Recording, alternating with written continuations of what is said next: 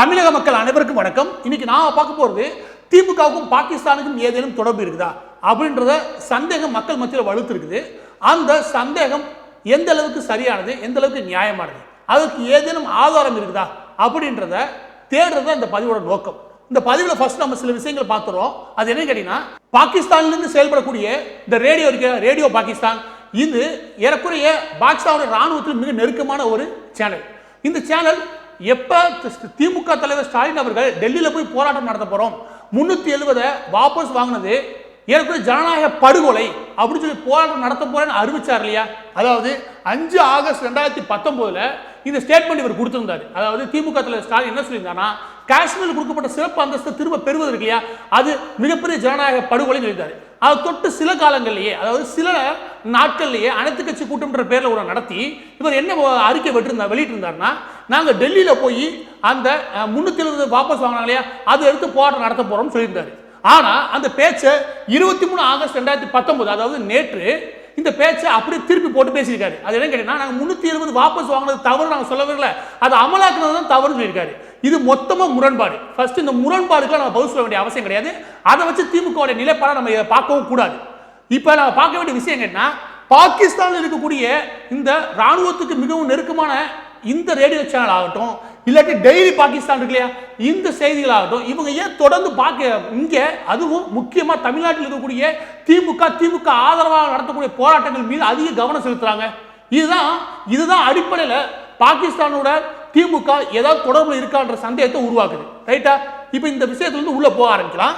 நல்லா புரிஞ்சுக்கோங்க, இது இந்த விவகாரம் மட்டும் கிடையாது, காஷ்மீர் விவகாரம் மட்டும் கிடையாது. நீங்க டெய்லி பாகிஸ்தான் தொட்டு சில செய்தி நிறுவனங்களை எடுத்தீங்கன்னா, அவங்க தொடர்ந்து, அதாவது ஜல்லிக்கட்டு போராட்டம் ஆரம்பிச்சு இல்லையா, அந்த காலகட்டத்திலிருந்து நடந்த அனைத்து விதமான போராட்டங்கள்லையுமே இவங்க அந்த தேச பிரிவினை சார்ந்த செய்திகளை தொடர்ந்து ஒளிபரப்பியிருப்பாங்க. அந்த செய்தியை இங்க இருக்கக்கூடிய முக்கியமா திமுக ஆதரவாளர்கள் இதே செய்தியை பரப்பியிருப்பாங்க. எடுத்துக்காட்டுக்கு இந்த ஒன் இந்தியா போன்ற செய்தி நிறுவனங்கள் இருக்கு இல்லையா, அந்த வெப்சைட்லாம் போறாங்க இல்லையா, அவெல்லாம் இங்க இருக்கக்கூடிய அதே செய்தியை இங்க பிரதிபலிச்சாங்க. எடுத்துக்காட்டுக்கு தென்னிந்தியா வந்து தனியா பிரிஞ்சு திராவிட நாடு உருவாகிறதுக்கு வாய்ப்பு இருக்குது அப்படின்னு ஒன் இந்தியா எழுதுனா, அதுக்கு முன்னாடியே பாகிஸ்தான் இருக்கக்கூடிய டெய்லி பாகிஸ்தான் செய்தி சேனல் இந்த செய்தியை வெளியிட்டு இருந்தாங்க. இப்ப இதுதான் சந்தேகத்தை அதிகப்படியா வழிவகுக்குது. என்ன கேட்டீங்கன்னா, திமுக பாகிஸ்தான் இந்த உறவு இருக்கு இல்லையா, அது இருக்கிறதுக்கு வாய்ப்புகள் அதிகமா இருக்குன்ற சந்தேகத்தை இந்த மாதிரி நடவடிக்கைகள் தான் மேற்கொண்டு உறுதிப்படுத்துது. சரிங்களா? இப்ப அடுத்த கட்ட ஆதாரத்துக்கு போகலாம். அது என்ன ஆதாரம் அப்படின்னு கேட்டீங்கன்னா, நல்லா புரிஞ்சுக்கோங்க, பாகிஸ்தானை பொறுத்த வரைக்கும் இந்தியாவில் தீவிரவாத நடவடிக்கைகள் ஏற்படுத்துறது ஒருவேளை, இன்னொரு பக்கம் பிரிவினவாதிகளை வளர்த்து எடுக்கணும். அதாவது இந்தியா செதறணும்னா பிரிவினவாதிகளை வளர்த்து எடுக்கிறது ரொம்ப ரொம்ப முக்கியம். இன்னொரு பக்கம் தீவிரவாத நடவடிக்கைகளை மேற்கொள்ளணும். இந்த ரெண்டு நடவடிக்கையுமே பயன்படுத்துறீங்கன்னா, ஒரு பக்கம் இந்த மாதிரி ஹவாலா ஏஜென்ட்கள், அதாவது தாவூத் இப்ராஹிம் உங்களுக்கு தெரியும், தாவூத் இப்ராஹிமுடைய டி கம்பெனின்னு சொல்லுவாங்க. அந்த கம்பெனி இந்தியா முழுவதும், முக்கியமா மும்பை, வெஸ்ட் பெங்கால், இந்த 2 இடங்கள்ல மிகப்பெரிய அளவில் நெட்வொர்க் இவருக்கு உண்டு. இவருக்கு ஹவாலா ஏஜென்ட், இவருக்கு கீழே இருக்கக்கூடிய இந்த நெட்வொர்க், இந்த டி கம்பெனின்றது இல்லையா, இது ஏறக்குறைய ஒரு ஹவாலா ஏஜென்ட் மாதிரி. பாகிஸ்தான்ல இருந்தோ இல்லை சவுதி அரேபியா, கத்தார் போன்ற நாடுகள்ல இருந்து ஹவாலா பணங்களை உள்ள கொண்டு வரதுக்கு, வெளியே கொண்டு போறதுக்கான அனைத்து விதமான சேனலும் இவங்க கையில உண்டு.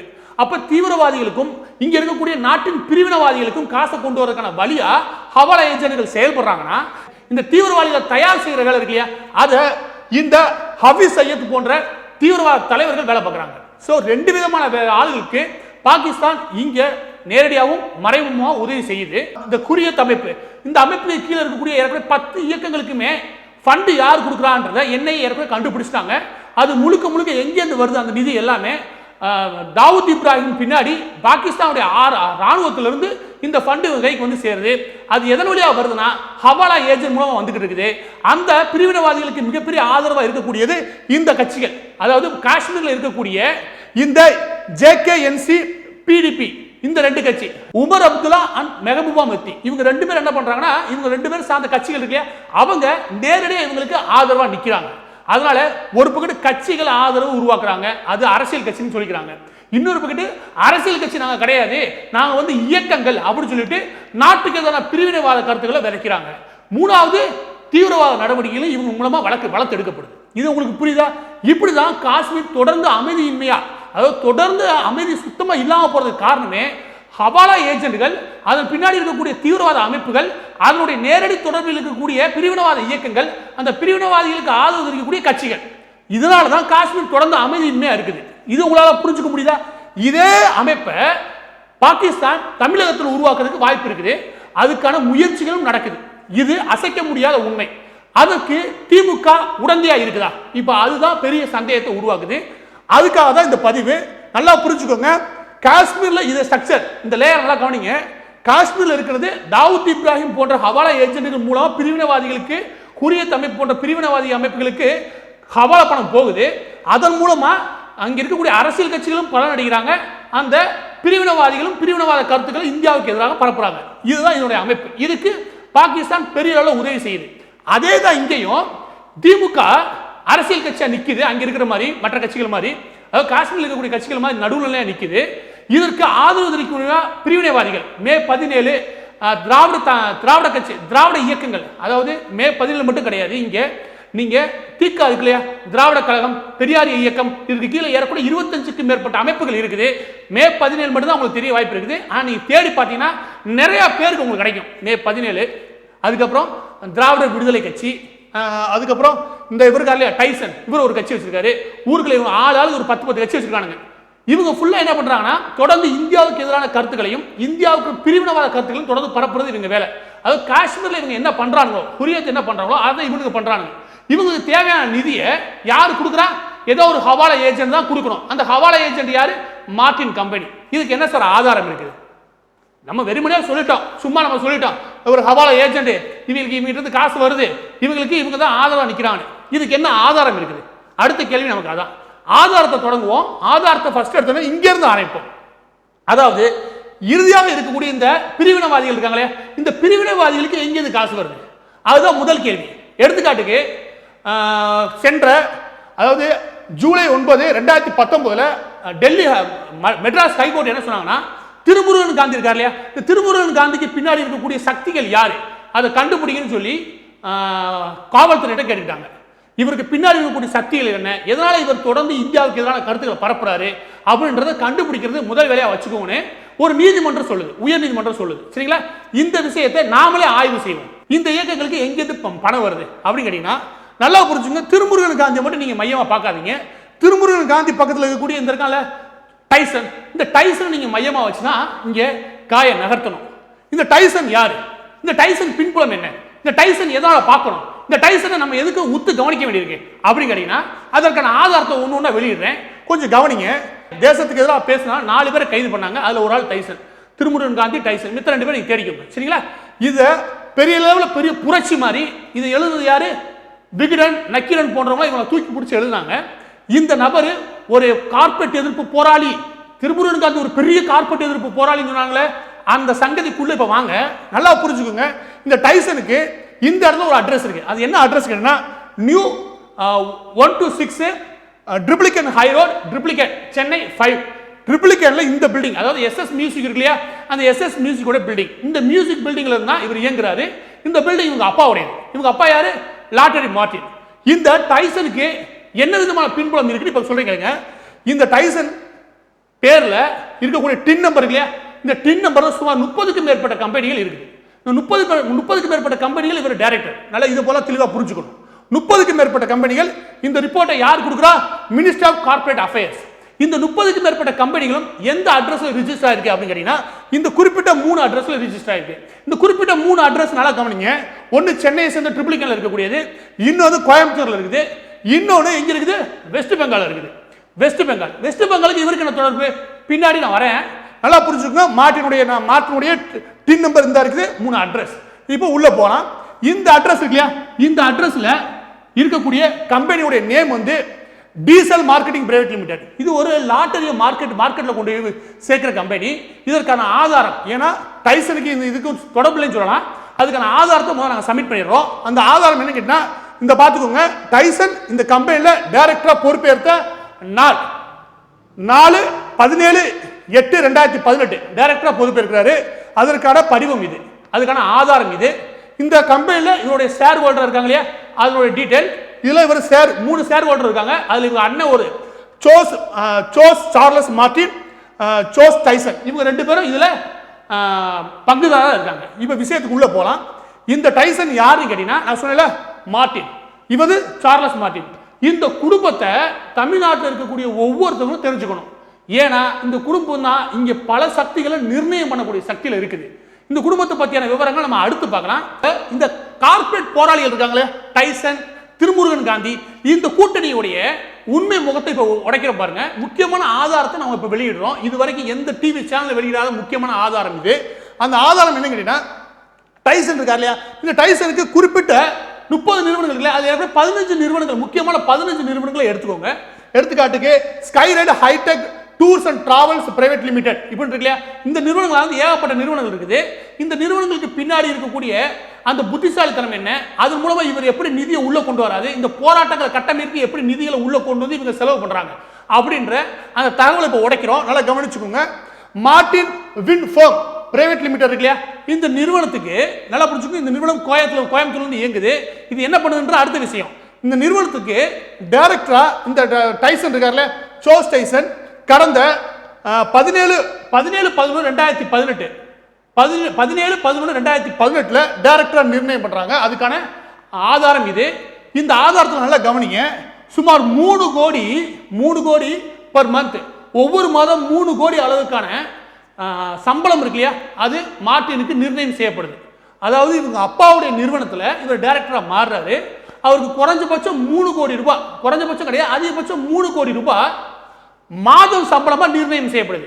கார்ப்பரேட் போராளியுடைய முதல் சம்பளம் வரும் தெரிஞ்சுக்கோ.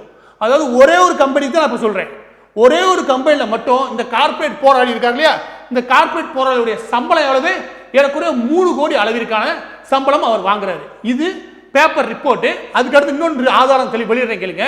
இது இன்னொரு மிக முக்கியமான ஆதாரம். அது என்ன கேட்டீங்கன்னா இந்த ஸ்கைரைட் இருக்கு இல்லையா, இந்த Skyright Hitech Tours and Travels Private Limited இந்த கம்பெனியோடைய ஃபைனான்சியல் ஸ்டேட்மெண்ட்ல மிக முக்கியமான ஒரு ஸ்டேட்மெண்ட் அடிக்கடி கொடுக்குறாங்க. அது என்னன்னு கேட்டீங்கன்னா இந்த இடத்துல கவனிங்க. அன்செக்யூர்ட் லோன், சரியா மங்களா இருந்துச்சுன்னா அந்த பேப்பர் அப்படி மங்களா இருக்குது, அதனால வெளியிட்டிருக்கோம். அன்செக்யூர்ட் லோனா சுமார் 3,98,00,000 ரூபாயை 3 நிறுவனங்கள் வந்து வாங்குறாங்க, 3 இடத்துல இருந்து வாங்குறாங்க. இந்த ஹை ரைடர்ஸ், இந்த high right tours and travels இருக்கு இல்லையா, இந்த நிறுவனம் வாங்குறது 3 நிறுவனங்கள் பேர் என்னன்னு கேட்டீங்கன்னா முதலாவது நிறுவனம் பேரு வானம் கன்ஸ்ட்ரக்ஷன், இரண்டாவது பேரு எர்த்கிராஃப்ட் கன்ஸ்ட்ரக்ஷன்ஸ், மூணாவது சோஸ் டைசன். நல்லா புரிஞ்சுக்கணும். வானம் கன்ஸ்ட்ரக்ஷன், எர்த்கிராஃப்ட் கன்ஸ்ட்ரக்ஷன், அதுக்கப்புறம் சோஸ் டைசன், இந்த 3 பேர் இருந்து இந்த நிறுவனம் எவ்வளவு வாங்குறாங்க, 3,98,00,000 ரூபாய் அன்செக்யூர்ட் லோனா வாங்குறாங்க. இதன் மூலம் என்னன்னா என்னைக்கு வேணா நீங்க கட்டிக்கலாம், ஒரு வருஷத்துல கட்டணும் அவசியம் கிடையாது. அன்செக்யூர்ட் லோனா இன்ட்ரெஸ்ட் இல்லாம சுமார் 3,48,00,000 ரூபாய் வாங்குறாங்க. இந்த நிதி இங்கே தான் புத்திசாலித்தனமா பயன்படுது. அது என்ன கேட்டா இந்த 3 நிறுவனம் இருக்கு இல்லையா, இந்த அன்செக்யூர்ட் கொடுத்த 3 நிறுவனமுமே ஒரே ஆளுடைய ரெஜிஸ்ட்ரேஷன், டைசனுடைய கம்பெனி தான். டைசனோட கம்பெனி, அதுக்கான ஆதாரம் இது. நீங்க தாராளமா எங்கே வேணாலும் தேடி எந்த ப்ரூஃபை வேணாலும் சப்மிட் பண்ண சொல்லுங்க, தாராளமா சேலஞ்சே பண்றேன். இந்த எல்லா நிறுவனமுமே யாரோடது, டைசனோடது. யாருக்கு நிதி கொடுத்தா டைசனுக்கே கொடுத்துக்கிறாரு.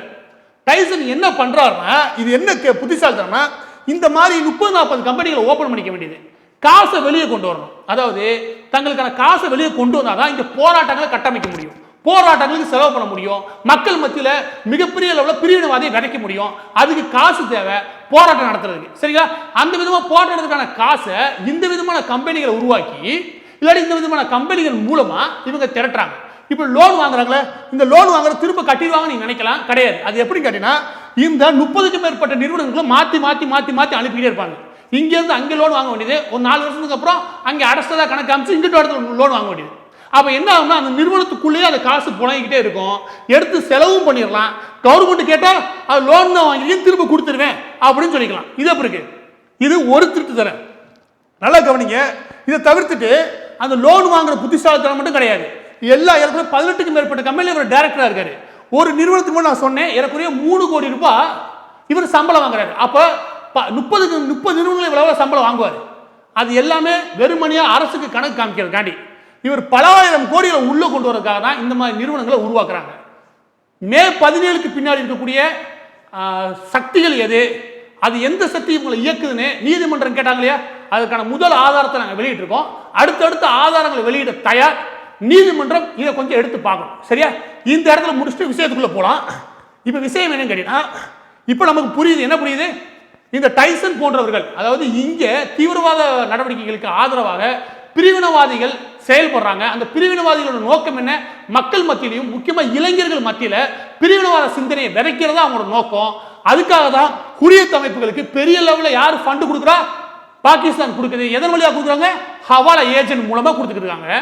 அது நிரூபிக்கப்பட்ட உண்மை. இங்க இப்ப என்ன நிரூபணமாகுது? இந்த பிரிவினவாதிகளுக்கும் தமிழ்நாட்டில் இருக்கக்கூடிய இந்த பிரிவினவாதிகள் மே 17 போன்ற பிரிவினவாத இயக்கங்களுக்கும் அதே விதமாக தான் காசு வருது. இது புரியுது அவங்களால? இந்த கார்பரேட் போராளிகள் இருக்காங்க பாருங்க, கார்பரேட் போராளி, இவங்களே ஒரு பெரிய கார்பரேட், அதுவும் மக்களையும் மாணவர்களையும் ஏமாற்றி உருவாக்கப்பட்ட மிகப்பெரிய கார்பரேட் கூலிகள். இது உங்களால புரிஞ்சுக்க முடியுதா? இப்ப விஷயத்துக்கு உள்ள போலாம். இந்த ரெண்டு பேரும் நீங்க புரிஞ்சுக்கிட்டீங்க. நம்ம அடுத்து யாருக்கு போனோம்? இவங்களுக்கு ஹவாலா பணத்தின் மூலமா நிதி தரான்னு சொல்றீங்க. இவங்களுக்கு ஹவாலா பணத்தின் மூலம் நிதி தரக்கூடிய யாருன்னு தெரியுமா இல்லையா? அந்த நபர் யாரு? அந்த நபர் யாரு? அவர் தான் மார்ட்டின்.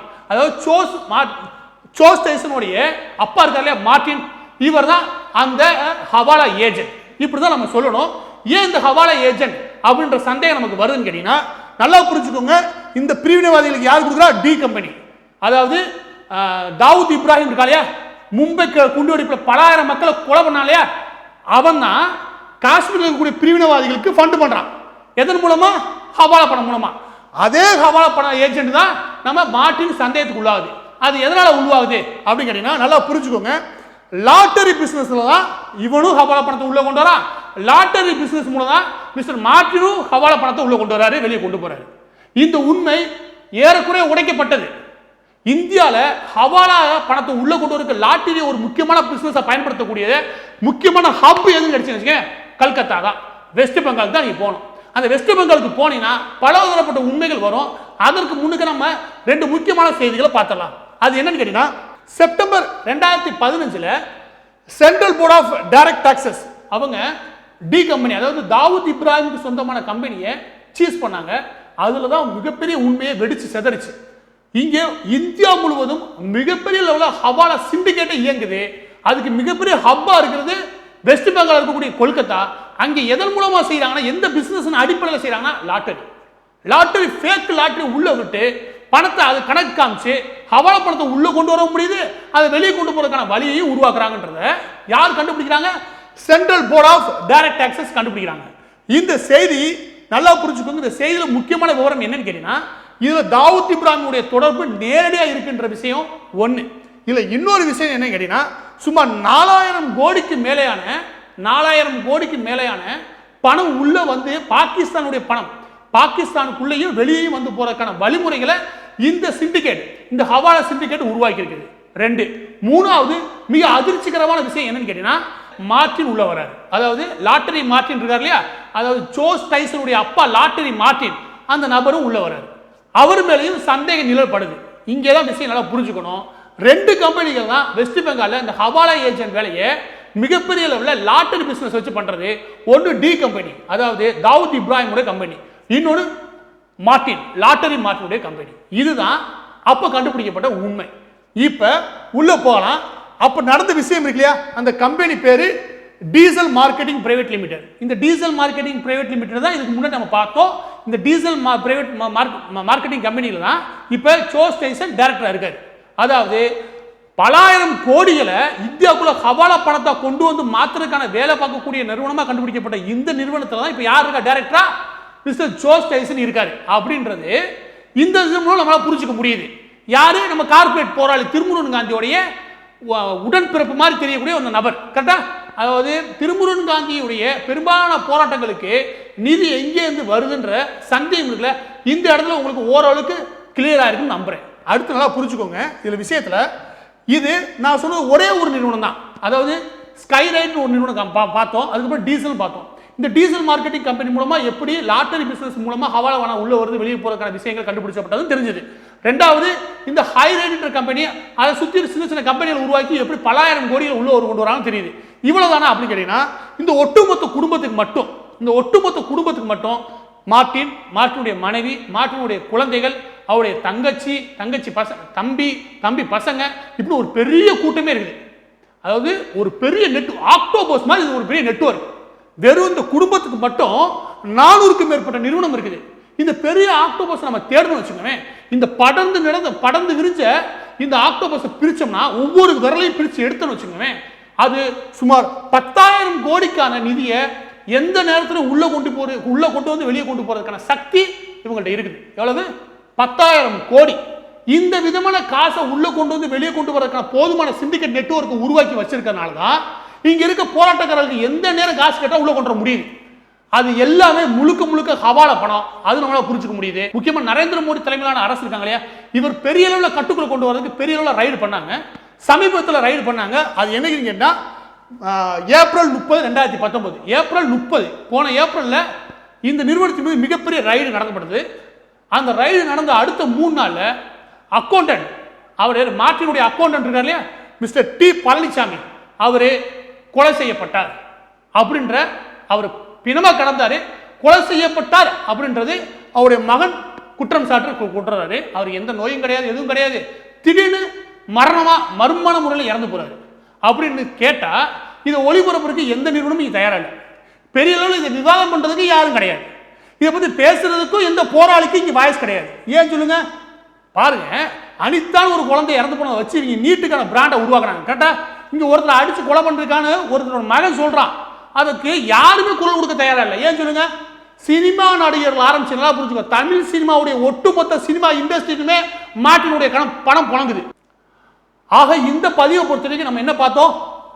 போராளிகள் காஷ்மீர்ல எப்படி ஹுரியத் அமைப்பு போராட்டம் நடத்துறாங்களோ அந்த போராட்டங்களுக்கு எப்படி வெளியே ஹவாலா பணங்கள் மூலம் காசு கொடுத்து நடத்தப்படுதோ அதே மாதிரி அதே ஸ்ட்ரக்சர்ல தான் இங்க தமிழ்நாட்டில் மே 17 போன்ற இயக்கங்கள் போராட்டம் நடத்துறதுக்கான காசை ஹவாலா ஏஜென்ட்கள் மூலம் பெறப்படுது. இன்னும் சொல்ல போனா மே 17 சேர்ந்த திருமுருகன் காந்தி பக்கத்திலேயே அந்த ஹவாலா ஏஜென்ட்களை வச்சிருக்காரு. அதனாலதான் இவருக்கு தங்கு தடை இல்லாம எந்தவித பிரச்சனை இல்லாம பெரிய லெவலில் ஃபண்ட் கிடைக்குது. இந்த இயக்கம் முழுக்க முழுக்க யாரோட சார்போட இயங்குது? திமுகவுடைய ஆதரவோட இயங்கிட்டு இருக்குது. ஆக இந்த ஒட்டுமொத்த இயக்கம் என்ன பண்றாங்க? தமிழ்நாட்டில் பிரிவினையை விதைக்கணும், தேசத்துக்கு எதிரான வேலைகளை செஞ்சாகணும், தேசத்துக்கு துரோகம் செய்யறதுக்கு எதுவும் செய்யலான்ற இறங்கிட்டாங்க. கட்சியா இருந்த பண்ணுனா தங்களை தடை பண்ணிடுவாங்கன்றக்காக தான் இந்த மாதிரி இயக்கங்களுக்கு உள்ள உட்காந்து ஆதரவு தெரிவிச்சிருக்காங்க. இந்த இயக்கங்களை வெளியே உருவாக்குறதுக்கு காரணம் என்ன கேட்டீங்கன்னா, அப்படி உருவாக்கணும்னு வச்சுக்கவே இந்த கட்சியை தடை பண்ணிடுவாங்க. அதனாலதான் திமுக போன்ற இயக்கங்கள் என்ன பண்றாங்கன்னா, முக்கியமா திமுகவுடைய தாய்க்களமா இருக்கக்கூடிய திராவிட கழகம் இருக்கு இல்லையா, அவங்க என்ன பண்றாங்கன்னா இந்த மாதிரி இயக்கங்கள் 1-2 கிடையாது, சுமார் 2 லட்சம் இயக்கங்களை இங்க உருவாக்கி வச்சு பேரு வேற வேறையா இருக்கும், ஆனா பேசுறது ஒண்ணுதான். இந்து கிடையாது, இந்தியா கிடையாது, எல்லாத்தையும் ஒழிச்சு கட்டுறதுக்கான வேலை தான் பார்த்துட்டு இருக்காங்க. இது உங்களுக்கு புரியுதா? ஃபர்ஸ்ட் இதே தான் இங்கேயும் காஷ்மீர். அதாவது தாவூத் இப்ராஹிம் கோஷ்டி ஹவாலா பணங்கள் மூலம் கொடுக்குற பணத்தை வாங்கிட்டு தான் பிரிவினைவாதிகள் அங்கே விதைச்சு அங்க இருக்க அரசியல் கட்சிகளுடைய ஆதரவோட செஞ்சுக்கிட்டு இருக்காங்க. இதனால தான் அங்கே பெரிய ஒரு அமைதியின்மை ஆகி அங்க இருக்க எல்லா இளைஞரையும் கெடுத்து குட்டிசுராக்குனதே இந்த பிரிவினைவாதிகள் தான், இந்த ஹவாலா ஏஜென்ட்கள் தான். அதே வேலையை தான் இங்க இதை பண்ணிக்கிட்டு இருக்காங்க. அதனால தான் கடந்த 3 வருஷங்களா மிகப்பெரிய போராட்டங்களை பல கோடிகளையும் பல ஆயிரம் கோடிகளை செலவு பண்ணி இங்க நடத்த முடிஞ்சது. எல்லா போராட்டத்துக்கு பின்னாடியும் இங்க ஹவாலா ஏஜென்ட்களுடைய மிகப்பெரிய கை இருக்குன்றத இதன் மூலமா, இது ஒரு சின்ன துளிதான், இதன் மூலமா உங்களால உணர முடியும் நம்புறேன். மாணவர்களுக்கும் இளையவருக்கும் நான் சொல்றேன் என்ன கேட்டா, தயவு செய்து சொல்றேன், கண்மூடித்தனமா நம்பாது. மீச வச்சவெல்லாம் பாரதி கிடையாது, தாடி வச்சவெல்லாம் தாகூர் கிடையாது. இது எல்லாமே நடிப்பு, மிகப்பெரிய நாடகம். யோசிச்சு பாரு, இந்த கார்பரேட் போராளிகளுக்கு பின்னாடி இருக்கக்கூடிய கம்பெனிகளுடைய விவரம் நான் இப்பதான் சொன்னேன். அதுல எப்படி ஃபண்டை உள்ள கொண்டு வராங்கன்னு சொன்னேன். அந்த காசை யாருடைய காசுன்னு சொல்லியிருக்கோம். இவ்வளவு கீழ்த்தரமா கார்பரேட் போராட்டம் நடத்தினா இதை கூட உன்னால புரிஞ்சுக்க முடியும்னா வேற என்னதான் பண்ண முடியும்? தயவு செய்து சொல்ற மாணவர்கள் யாரையும் கண்மூடித்தனமா நம்பாது. சும்மா போராளில இங்க கிடையவே கிடையாது. என்ன நடக்குதுன்னா, பத்திரிகையாளர்களும் இந்த செய்தி நிறுவனங்களும் நினைச்சா யாரை வந்தா போராளியா மாத்தலாம், மிகப்பெரிய புரட்சியாளர்களை உருவாக்கலாம்னு இங்க திட்டமிட்டு இங்க ஸ்ட்ரக்சர் உருவாக்குறாங்க. முக்கியமா அந்த நக்கீரன் ஆரம்பிச்சு ஆனந்த விட வரைக்கும் யாரும் செய்தி நம்பாரு. நீனா சுய புத்தின்னு ஒண்ணு இருக்கா இல்லையா, அதை கொண்டு ஆராய்ச்சி செய். ஏன்னா இங்க காசு இருக்கு பார், காசு எதுவும் பேசும். அந்த காசு யார்கிட்ட இருக்கு? மாட்டிட்டு இருக்குது. அது யாரோட பணம்? உழைச்ச பணம் கிடையாது, உழைச்ச பணம் கிடையாது, ஊர் அடிச்சு உலையில போட்ட பணம். அந்த பணம் தான் உள்ள வருது. அந்த பணத்தை வச்சு நாட்டை கெடுத்து கூட்டுச்சதாகிருக்காங்க. மாணவர்கள் எச்சரிக்கை. பதிவோட இறுதியில ஒண்ணு சொல்லி முடிக்கிறேன். அது என்னன்னு கேட்டீங்கன்னா, காஷ்மீர்ல எப்படி நடக்குது பிரச்சனை கொஞ்சம் யோசிங்க. தாவூத் இப்ராஹிம் எப்படி பணத்தை உள்ள கொண்டு வந்து அங்க இருக்கக்கூடிய பிரிவினைவாதிகளுக்கு ஃபண்ட் பண்ணி நாட்டுக்கு எதிரான பிரிவினைவாத கருத்துக்களை பரப்பி அவங்களுக்கு ஆதரவா அரசியல் கட்சிகளை உருவாக்கி அங்கே சட்ட ஒழுங்குமுறைகளை உருவாக்கி அங்கே இருக்கிற மாணவர்களையும் மக்களையும் கெடுத்து குட்டிச்சோர ஆக்கினானோ அதே வழிதான், அதே போராட்ட வழிகள் தான் இங்கேயும் கடைபிடிக்கிறாங்க. அங்கே எப்படி தாவூத் இப்ராஹிம் வேலை பார்த்தானோ அதே வேலையை தான் இங்கே மார்ட்டின் பண்ணுறாரு. அதே வேலையை தான் இங்கே இருக்கக்கூடிய பிரிவினவாத சக்திகளாக இருக்கக்கூடிய மே 17 போன்ற இயக்கங்கள் பண்ணுது. அதே அரசியல் கட்சிகள் என்ன பண்ணுதோ அதே ஆதரவு தான் திமுக உருவாக்குது. அதனால தான் இந்த பாகிஸ்தானும் திமுகவும் தொடர்பு இருக்கின்ற இந்த சந்தேகம் இருக்குல்லையா வலுவாக ஏற்படும். இந்த இடத்துல இருக்கக்கூடிய கிரே ஏரியான்னு ஒன்று இருக்கு இல்லையா, அந்த இடத்த கிளியர் பண்ண வேண்டியது மாநில அரசு, மத்திய அரசு. அதை தாண்டி நாட்டில் இருக்கக்கூடிய நீதிபதிகள் தான். இந்த நாட்டை இந்த தேசத்துக்கு எதிரான சக்தியிலிருந்து பாதுகாக்கணும் அப்படின்றதான் நாங்கள் தேசியவாதிகளாக கேட்டுக்கிறது. ஒரு தேசியவாதி எங்களால் என்ன செய்ய முடியுமோ இந்த விதமான ஆதாரங்களை தொடர்ந்து வெளியிட தயார். நான் நீதிபதிகளுக்கும் இங்கே இருக்கக்கூடிய மத்திய மாநில அரசுகளுக்கும் நான் கேட்டுக்கிறது என்னன்னா, இங்கே நம்ம கண்டுபிடிக்க வேண்டிய மிச்சமான ஏரியா என்ன கேட்டிங்கன்னா, மார்ட்டினுக்கும் இங்கே இருக்கக்கூடிய அதாவது பாகிஸ்தான்லேருந்து இயங்கக்கூடிய தாவூத் இப்ராஹிம் போன்ற இயக்கங்களுக்கும் என்ன விதமான தொடர்புகள் இருக்குது, அந்த தொடர்பு இருக்கிறதுக்கான ஆதாரங்கள் என்ன, அதை தேடினோம்னா பாகிஸ்தானுக்கும் திமுகவுக்குமான உறவு என்னன்றதை கண்டுபிடிச்சிட முடியும். இந்த இடத்துல முடிவாக ஒன்று சொல்லி முடிக்கிறேன். அது என்னன்னா, இந்த இடத்துல திமுக இல்லாமல் எந்த வேற ஒரு கட்சி இருந்தால் கூட நான் இதே நிலைப்பாடு தான் எடுப்பேன். அது என்னன்னு கேட்டால், தேசத்துக்கு எதிராக வேலை செய்யக்கூடிய நபர்களோட யார் யாரெல்லாம் கை கோர்க்குறாங்களோ அந்த கட்சிகளை எல்லாத்தையுமே முடக்கணும், அரசியலிருந்து முழுவதுமாக நிறுத்தி வைக்கணுன்றதான் தேசியவாதிகளால் எங்களுடைய கருத்து. அதற்காக மட்டும்தான் இந்த வேலை பார்த்தமே தவிர்த்துட்டு திமுகவுக்கு எதிராக நிற்கணும்னு எந்த அவசியம் கிடையாது. திமுக நாட்டுக்கு எதிராக நிற்குது, அதற்கு எதிராக நாங்கள் நிற்கிறோம். இவ்வளவு விஷயம். நன்றி.